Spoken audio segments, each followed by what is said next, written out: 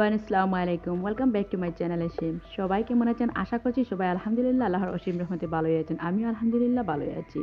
কাছে কিংবা দূরে দেশ এবং দেশের বাইরে যেখানে বসে আমার ভিডিও দেখছেন সবাইকে স্বাগত জানাচ্ছি এশিম চ্যানেলের নতুন আরেকটি ভিডিও দেখার জন্য। তাহলে চলুন দেখা যাক আজকের ভিডিওটি। তো আজকের ভিডিওটি হচ্ছে আমি দুপুরবেলা থেকে শুরু করেছি। তো আজকে আমি গিয়েছিলাম একটি মার্কেটে একটু শপিং করার জন্য। তো বেবি হওয়ার পরে প্রায় ৩-৪ মাস হয়ে গিয়েছে। তো এখন পর্যন্ত কোনো বাইরে যাওয়া হয় নাই। তার জন্যই কিন্তু মাথাটা একটু ব্লক হয়ে গিয়েছে। তো হাসব্যান্ডকে বলেছিলাম কিছু প্রয়োজনীয় টুকিটাকি কেনারও আছে আর একটু বাইরে যাওয়ারও ইচ্ছা করেছে। তো ও কিন্তু আজ আমাকে নিয়ে গিয়েছিল।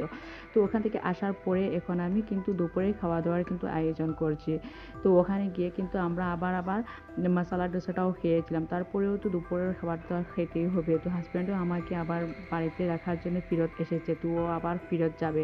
তো ভাবলাম তো আবার দুপুরবেলা আসার পরে আবার কীভাবে কিন্তু দুপুরের খাওয়াটা না খেয়েই চলে যাবে। তার জন্যই কিন্তু আমি আয়োজনটা করছি।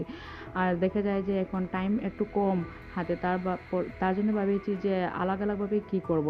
তার জন্য আমি একসাথে করার জন্য সেই কথাটা মাথায় রেখে কিন্তু আমি আজকে ফ্রাইড রাইসটা করে নিচ্ছি। তো ফ্রাইড রাইস করলে দেখা যায় যে একসাথে কিন্তু আমি দুটাই একসাথে করতে পারবো। আলাদাভাবে তরকারিও রান্না করতে হবে না, আবার ভাতও রান্না করতে হবে না। টাইমটাও কিন্তু আমার জন্য কিন্তু কম লাগবে। তো তার জন্য কিন্তু এই ডিসিশনটা নিয়েছিলাম। আর এখন দেখতে পাচ্ছেন আমি কিন্তু গরম ভাত দিয়ে কিন্তু আবার ফ্রাইড রাইসটা বেশি ভালো হয় না।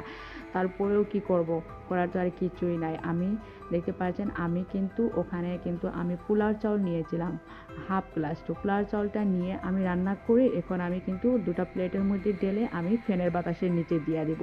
তার জন্য কিন্তু ফ্যানের বাতাসে দিয়ে দিলে দেখা যাবে কি একটু কিন্তু জোরে হয়ে যাবে। আর এখন কিন্তু আমি ফ্রাইড রাইস রান্না করার জন্য কিন্তু আমি দিয়ে দিচ্ছি কড়াইতে। কিন্তু আজকে আবার আমার কাছে সাদা তেল বা ঘি কিছুটাই নাই।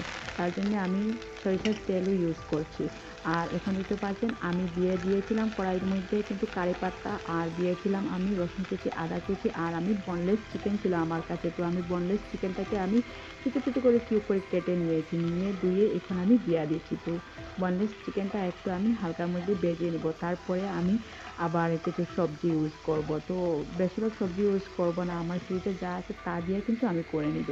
এখন দেখতে পাচ্ছেন আমি কিউব করে কিন্তু পেঁয়াজ দিয়ে দিয়েছি, আর মাঝখানে দিয়ে 4-5টা কাঁচামরিচও দিয়ে দিচ্ছি। আর সবজির মধ্যে ওখানে আমি ইউজ করেছি ফুলকপি আর গাজর দিয়ে আমি সব কিছু একসঙ্গে মিক্স করে দিচ্ছি। তারপরে আবার আমি মটরশুঁটিও অ্যাড করব, দিয়ে আমি একটু কিন্তু আবার ভেজে নিব।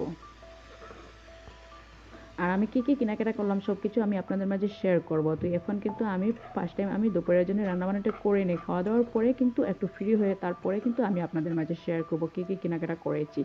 আর এখন দেখতে পাচ্ছেন আমি মটরশুঁটিও ওখানে অ্যাড করেছি। আর এখন দিয়ে দিচ্ছি আমি পরিমাণ মতো লবণ। তো লবণ আমি একটু কমে দিচ্ছি, কারণ আমি রাইসটা রান্না করতে সময় আমি লবণ দিয়েছিলাম। তার জন্য লবণ আমি সবজির পরিমাণ মতো দিয়ে দিয়েছি। আর এখন দিচ্ছি কিন্তু হাফ টেবিল স্পুন চেয়ে একটু কম হতে পারে ওখানে কালো গোলমরিচের গুঁড়া দিয়ে আমি সব কিছু উপকরণ একসঙ্গে আমি ভালোভাবে মিক্স করে নিচ্ছি। তো মিক্স করা হয়ে গেলে আমি ওখানে দিয়ে দিব, এখন আমি একটুখানি আমি দিয়ে দিব আমি ম্যাগি মশলা। তো ম্যাগি মশলাটা কিন্তু একদমই অপশনাল, আমার কাছে ছিল বলেই আমি দিয়েছি, না দিলেই চলবে। তো আমি কিন্তু আমার হাতের কাছে আছে তাই আমি দিয়ে দিয়েছি। দিয়ে আমি আবারও সব কিছু উপকরণ একসঙ্গে মিক্স করে দিয়ে দিব। তারপরে আমি একটু সয়া সসও আমি অ্যাড করব ওখানে। আর সবজিটা কিন্তু আমি ভালোভাবে সিদ্ধ করব না, ফ্রাইড রাইসে একটু ক্রাঞ্চি থাকলে বেশি ভালো লাগে। আর এখন দেখতে পাচ্ছেন আমি দিয়ে দিচ্ছি একটু আমি সয়া সস। তো সয়া সসটাও কিন্তু আমি 1 টিস্পুন পরিমাণ মতো দিয়ে দিয়েছি। দিয়ে এখন আমি একটু ভালোভাবে আবারও একসঙ্গে মিক্স করে নিচ্ছি সব কিছু উপকরণ। আর কিন্তু দেখতে পাচ্ছেন আমি সবজিটা কিন্তু ভালোভাবে মিক্স করে একটু সিদ্ধ করে নিলাম। তারপরে আমি ওখানে কিন্তু রাইসটা অ্যাড করে দিব। তো এখন কিন্তু আমি একটা ডিমও ইউজ করব, একটা না দুটা ডিম আমি ইউজ করব। তো ওখানে আমি অ্যাড করব কিন্তু আবার হচ্ছে আমি হাঁসের ডিম ইউজ করব। তো হাঁসের ডিম, মুরগির ডিম যে কোনোটাই দিলে চলবে। তো আমার কাছে হাঁসের ডিম ছিল বলেই আমি হাঁসের ডিম ইউজ করছি। তো আবার দেখা যায় যে আবার তো ফ্রাইড রাইসটা ভেজিটেবল দিয়ে করলে কিন্তু অনেক ভালো লাগে।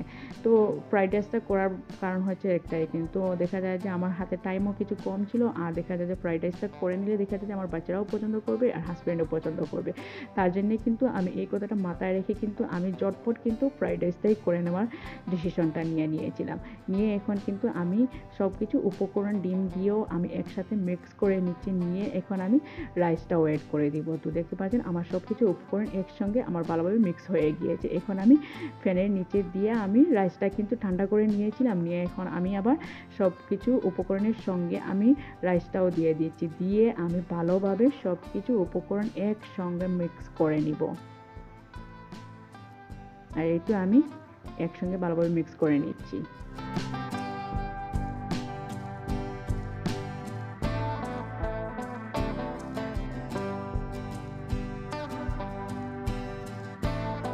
আর সব কিছু উপকরণ একসঙ্গে মিক্স করার পরে এখন দেখতে পাচ্ছেন আমি আবারও উপর থেকে একটু সয়া সস দিয়ে দিয়েছি, দিয়ে আমি আবারও আমি দিয়ে দিচ্ছি আমি ম্যাগি মশলা, দিয়ে আমি আবারও সব কিছু উপকরণ একসঙ্গে ভালোভাবে মিক্স করে নিব। মিক্স করে নিলেই কিন্তু আমার ফ্রাইড রাইস রেডি।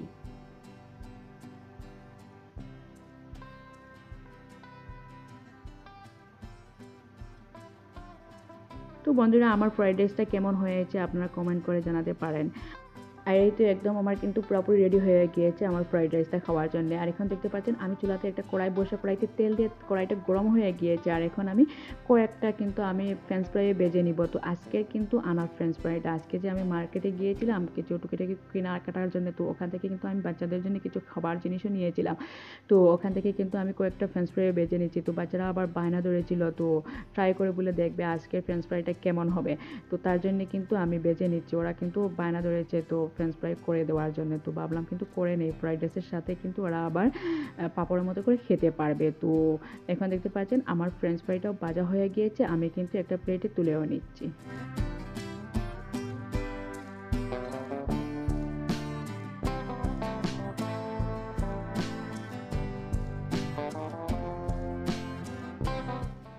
তো এখন আমাদের সব কিছু হয়ে গিয়েছে রেডি, এখন আমাদের কিন্তু খাওয়া দাওয়ার পালা। তো এখন দেখতে পাচ্ছেন আমি একটা প্লেট কিন্তু সাজিয়ে গুছিয়ে নিয়েছি। তো হাজব্যান্ডের প্লেটটা একটু সাজিয়ে গুছিয়ে দিয়েছি, কারণ কিন্তু ওর কিন্তু ফেভারিট একটা খাবার কিন্তু আমি রেডি করেছি। তো তার জন্য ভাবলাম একটু সাজিয়ে গুছিয়ে দিয়ে দেই।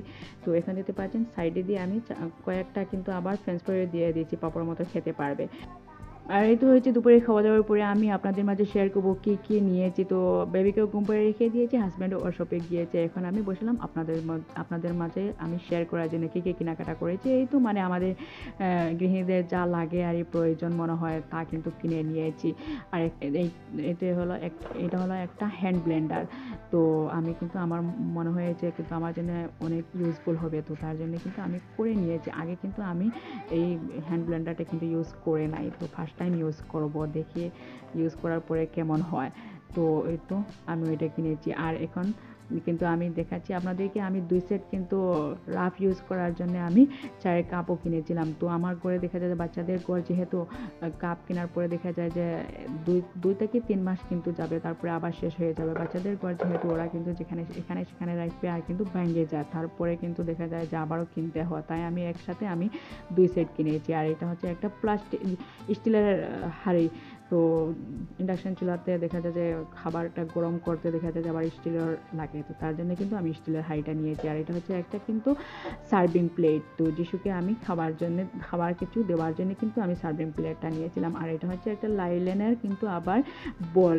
তো ওই বলটা আমি নিয়েছি আটা মারার জন্যে।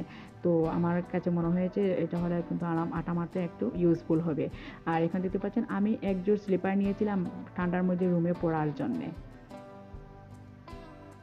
আর এই তো বেবির জন্য একটা ওয়ার্কার নিয়েছিলাম। তো ওয়ার্কারটা কিন্তু এখনও বেবির যেহেতু প্রয়োজন হয় না, এখন পর্যন্ত বেবির কিন্তু সময় হচ্ছে না ওয়ার্কারে, তারপরেও কিন্তু আমার চোখের সামনে পড়েছে, ভাবলাম নিয়ে নেই। তারপরে কিন্তু 2-3 মাস পরে হলে একটু কাজে লাগবে, তো আমি নিয়ে নিয়েছি। আর একটা কিন্তু আমি আবার নিয়েছিলাম চিজ স্ট্রেট। আর এখন দেখতে পাচ্ছেন 2টা পিনাট বাটার। তো বাচ্চাদের এসব লাগে, আবার দেখা যায় যে সকালে কিন্তু নাস্তার জন্য কিন্তু বাটার সাটার এসব লাগে, তো তার জন্য আমি কিনে নিয়েছি। আর এখন দেখতে পাচ্ছেন একটা চকলেট সিরাপ। তো যিশুর আর সহ্য হয় না, ও কিন্তু আবার সিজার দিয়ে একটা ছিদ্র করে কিন্তু খেয়ে নিয়েছে। তো এখন আমি কিন্তু এই তো দেখতে পাচ্ছেন মুখটা বন্ধ করে রেখে দেই। আর ও কিন্তু এখন পর্যন্ত আমার সাথেই আছে, আমাকে কিন্তু একটু জ্বালা দিচ্ছে। আর এখন দেখতে পাচ্ছেন একটা হাজব্যান্ড কিনেছে একটা কফি। তো অলরেডি কফির একটা বয়াম আমার কাছে আছে, তারপরেও কিন্তু ও কিনেছে। ও যেহেতু কফি লাভার, তো মনে হয়েছে কফিটা শেষ হওয়ার আগে নিয়ে নেই, তো স্টক হিসাবে রেখে দিচ্ছে।